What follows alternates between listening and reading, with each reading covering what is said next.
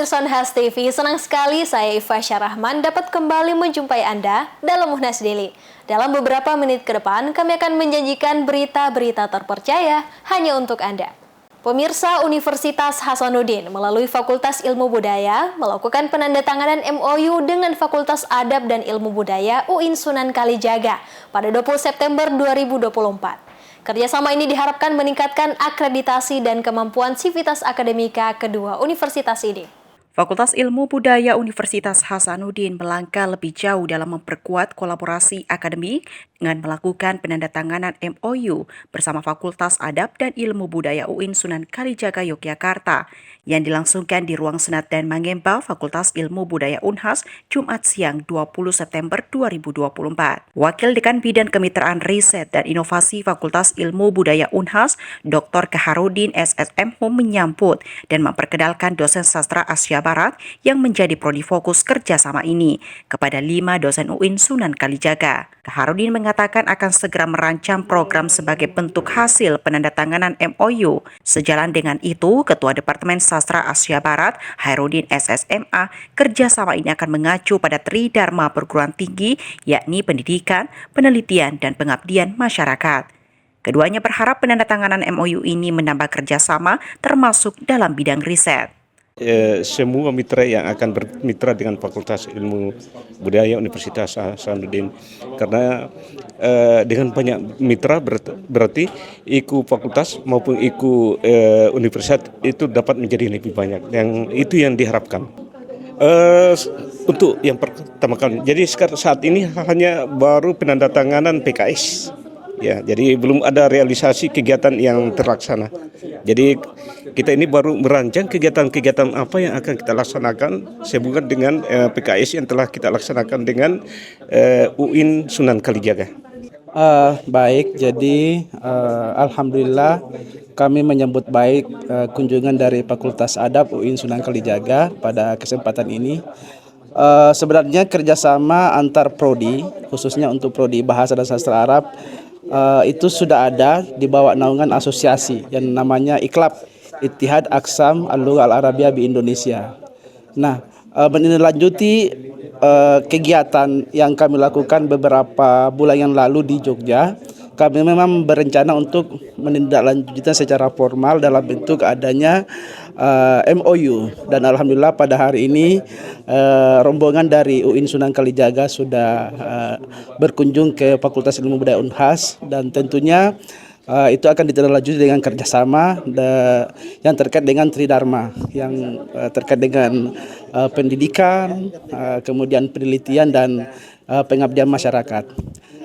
Kegiatan ini sangat bagus karena ini menjadi ajang untuk sharing, ya. Kemudian kami bisa mendapatkan informasi-informasi yang saling melengkapi, saling bisa berkolaborasi antara kedua program studi, dan saya kira momen-momen seperti ini sangat dibutuhkan karena sekarang ini memang kita harus lebih banyak berkolaborasi. Melalui diskusi yang dilakukan Wakil Dekan Bidang Administrasi Umum Perencanaan dan Keuangan UIN Sunan Kalijaga, Dr. Uki Sukiman juga menyebut akan banyak bentuk kerjasama yang bisa dilakukan. Salah satunya adalah pertukaran dosen dan mahasiswa dalam proses belajar. Dan juga saya kira ke depan di 3 bidang ini akan kita coba kembangkan. Mudah-mudahan menjadi awal dan titik yang baik untuk kemajuan kedua lembaga. Untuk Prodi Sastra Arab, kita bisa melakukan beberapa hal, seperti juga di prodi yang lain. Kita bisa melakukan penelitian secara bersama-sama dengan Ustaz Yusring. Tadi sudah kelihatannya sudah ada 2 judul yang bisa kita kerjasamakan dalam penulisan Scopus. Kemudian yang kedua, bisa seperti juga mungkin tukar-menukar dosen. Kita walaupun jauh dengan daring, kita sangat bisa untuk masuk ke kelas-kelas, ya. Misalnya ada dosen dari Unhas bisa mengajar tempat kami, atau kami juga yang dari UIN Sunan Kalijaga bisa mengajar dengan materi yang sudah disiapkan di kelas ini. Kemudian begitu juga pengabdian dan sebagainya bisa kita lakukan.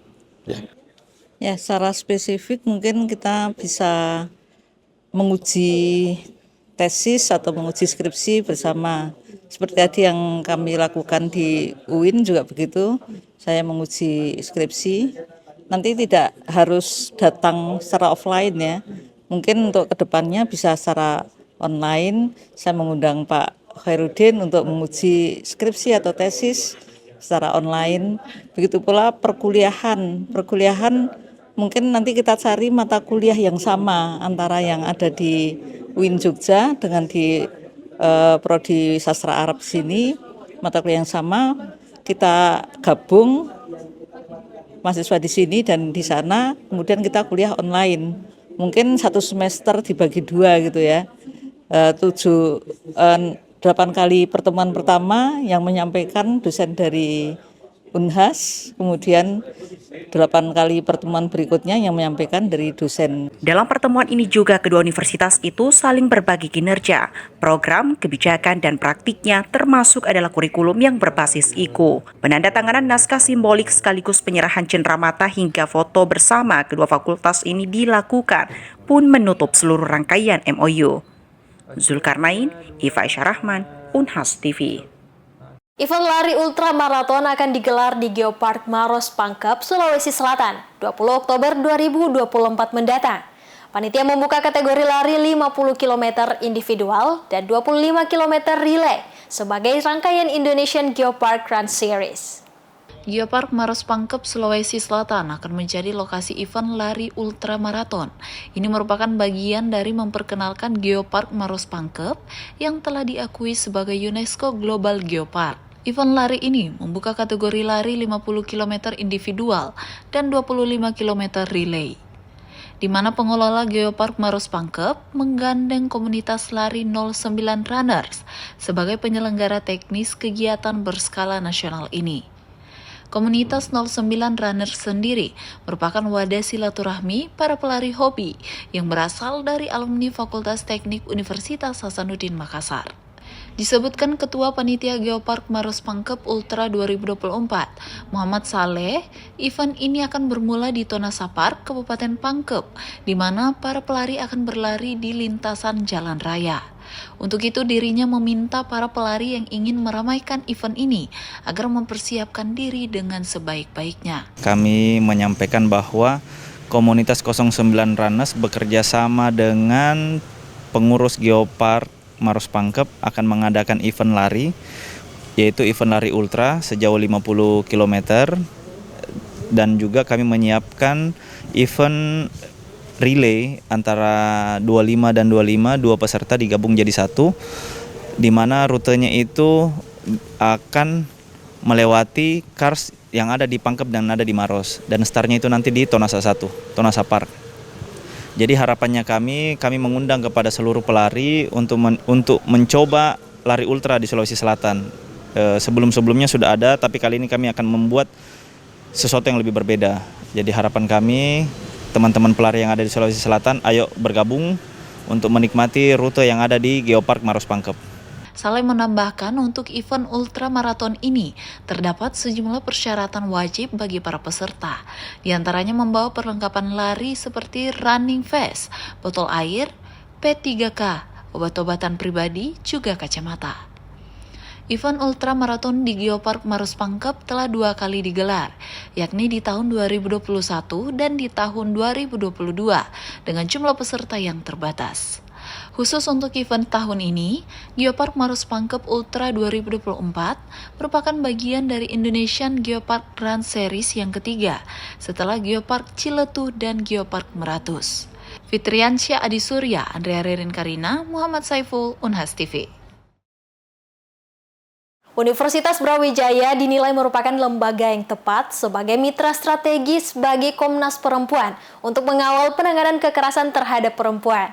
Hal ini ditegaskan oleh Ketua Komnas Perempuan Andi Yentriani dalam konferensi pengetahuan dari perempuan di Universitas Brawijaya. Komnas Perempuan melihat UB sudah memiliki SDM yang mumpuni dan lembaga yang konsen terhadap isu perempuan termasuk kekerasan terhadap perempuan. Ketua Komnas Perempuan Andi Yentriani menjelaskan bahwa pihaknya senang dapat bekerja sama dengan Universitas Brawijaya. Dalam hal isu penanganan kekerasan terhadap perempuan, Andi menilai UB memiliki sarana yang memadai. Saat ini, Komnas Perempuan sudah menerima 4.300 laporan tindak kekerasan terhadap perempuan. Untuk itu, kolaborasi dengan berbagai lembaga termasuk Universitas Brawijaya menjadi penting untuk dilakukan. Sebetulnya kalau kita lihat di awal, idenya adalah ini hextapelix ya, jadi ada banyak institusi yang terlibat dan menggunakan kampus.